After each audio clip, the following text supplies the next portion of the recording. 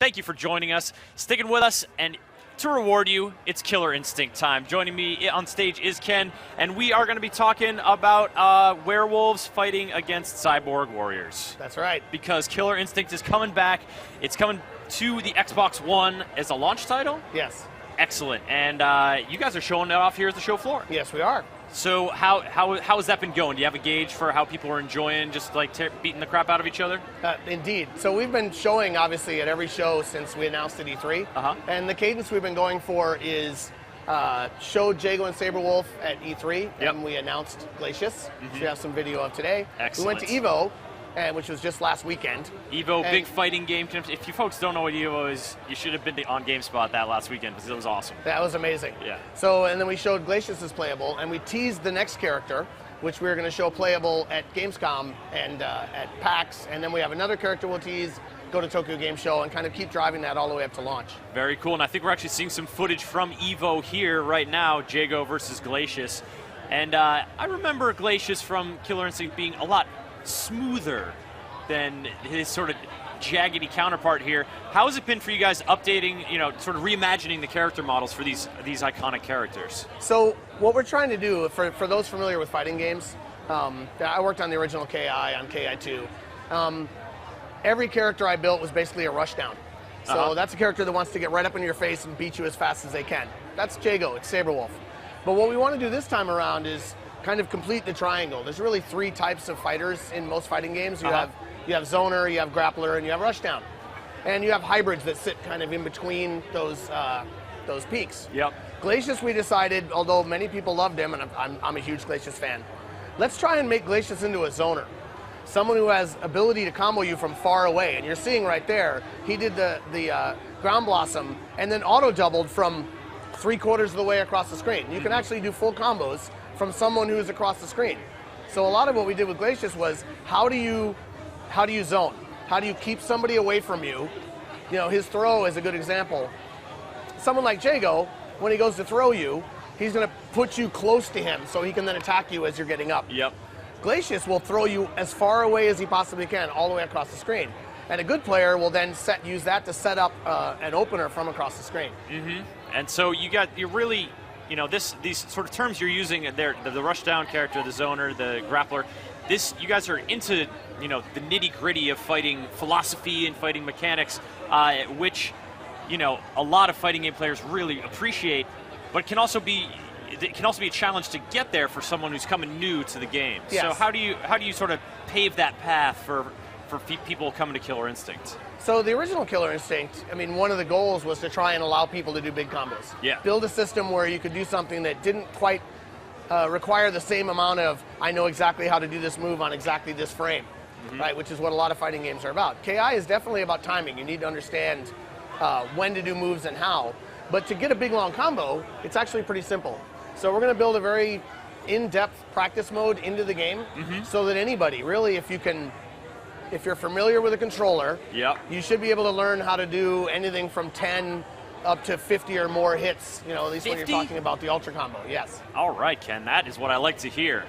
So when you guys bring this game to a show like San Diego Comic-Con and put it out on the show floor, it's very different than showcasing it at EVO, a conference or a convention for fighting game fans and aficionados. And so how did it perform at EVO? You guys are sort of new there, so that you don't have people who have been playing this game for years and years and years, but you still are putting it into the hands of some very skilled players. Yes. Well, again, the skilled players pick it up in minutes. And one of my favorite stories from EVO was a guy came into the booth the first day, started playing at 8:45, and went undefeated until 5 o'clock at night. Whoa! And at that point, he definitely knew what he was doing. He's a guy named Todd Peters. And we played him from the team, and he actually won 1 out of 3 against our best player. Now you contrast that with on the show floor here. Again, if you understand how to play fighting games, there's sort of a language.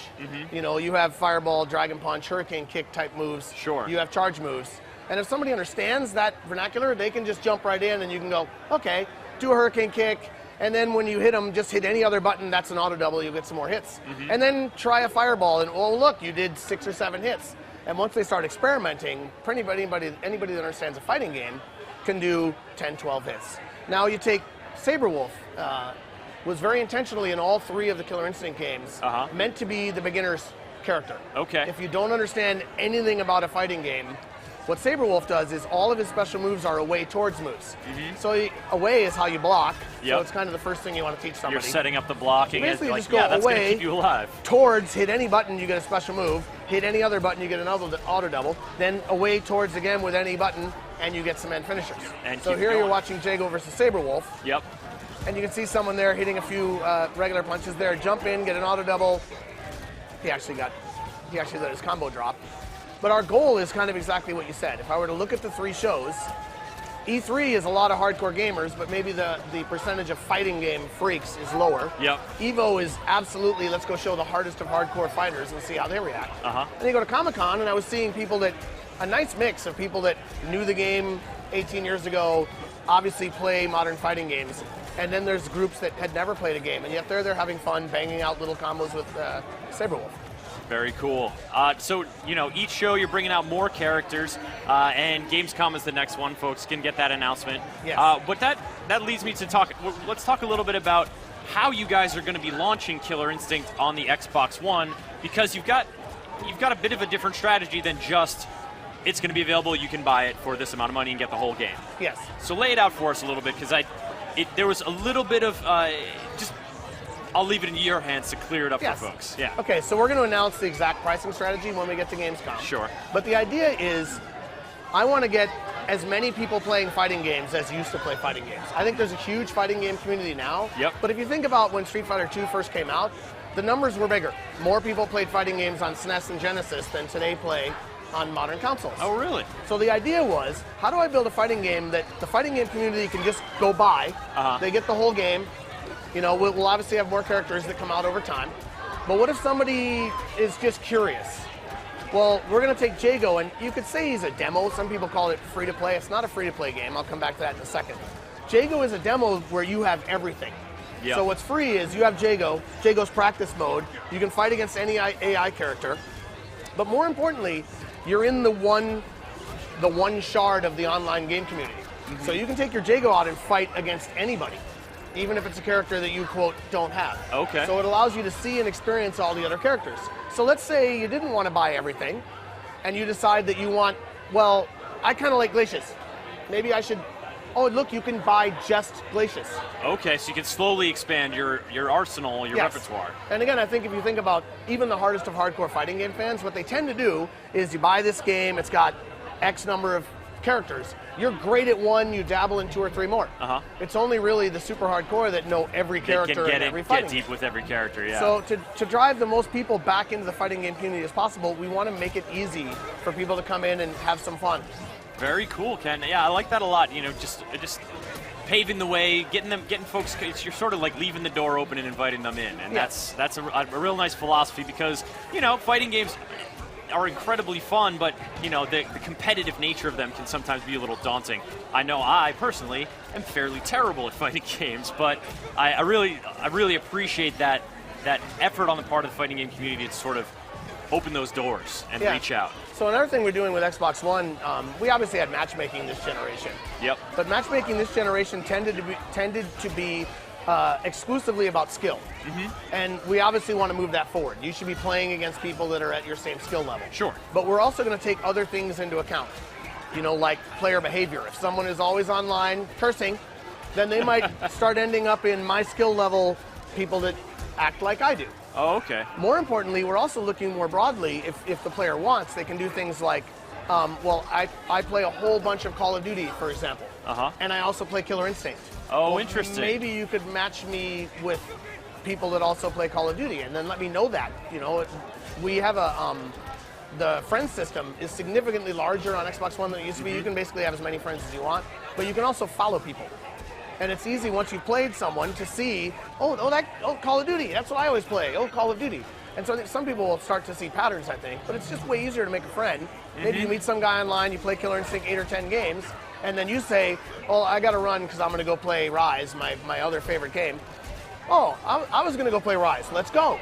And you can actually party up with a button press and then launch Rise right from the party, and maybe that guy that you met on Killer Instinct now becomes one step closer to being somebody that you might That's not neat. hate. And and at E3 actually, you guys also showed off another part of the Xbox One's new functionality in using the you were using like a highlight reel mechanic, Yes. where you it auto-selected clips from your fight, and then you share that video with your friends. Yes, and it's not automatic. It's not automatic, so what- you get to pick your moments. Yes, and so we actually showed a video of that this morning at our panel.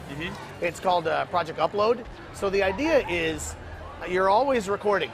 So we have a ring buffer game DVR basically. So the last 5 minutes of any game you're playing is always being stored locally on your hard drive. And you can decide, let me give you two scenarios. So scenario one, I'm playing online. I just did the best thing ever. I can't pause. I'm playing online. Sure. You can say, Xbox, record that. It'll grab the last 30 seconds and save it for you to play with later. Okay. So now let's say you're not playing online and you do the best combo or you have the best fight ever. You can finish after that fight. That thing you just did is within the last 5 minutes. You can go into that last 5 minutes and scrub it for the best stuff. I want that 4 seconds and this 10 seconds and this 30 seconds, and then I want that ultra combo. We have things, basically a wrapper, so you can put it before, something that comes up before and after. The video we showed said Best of Evo. Yep. And you can also, if you'd like, voice over and even put in some stuff from Kinect camera, do picture-in-picture. Very cool. You guys are really, as a launch title, do you feel you kind of have the privilege or responsibility to sort of flex your muscle on the new system, sort of show off that tech? That's going to be very cool for folks to experience this fall. Of course, exact launch date not announced, but it's going to be available for the Xbox One right when that comes out. That's right. Very cool. Killer Instinct. Ken, thank you so much for coming on the show. My pleasure. Nice to see you. Nice to chat about Killer Instinct. Folks, we're going to take a look now at another Homer Rabara special from the show floor. Checking out something called Rubies.